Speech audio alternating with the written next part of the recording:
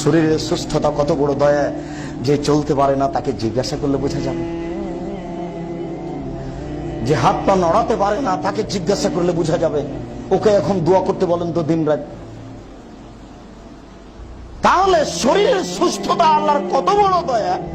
আমি আল্লাহ দিয়েছিলাম যে তুমি এখন একটু জিকির আজকার করো, তাতে যে তুমি দোকানে আড্ডা পিটে টিভি দেখে কাটিয়েছো, এখন বেকায়দায় পড়ে আমাকে কি বলতে চাচ্ছ?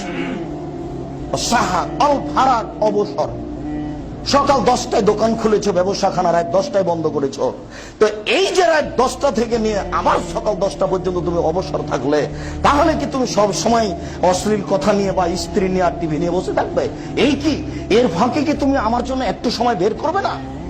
মনে রেখো, আমার জন্য একটু সময় বের যদি না করো, তাহলে আমলাও এদাকা কেনান, আমি আমলাও এদাকা শুনলাম, তোমার হাতকে আমি ব্যস্ততা দিয়ে পূর্ণ করে দেবো।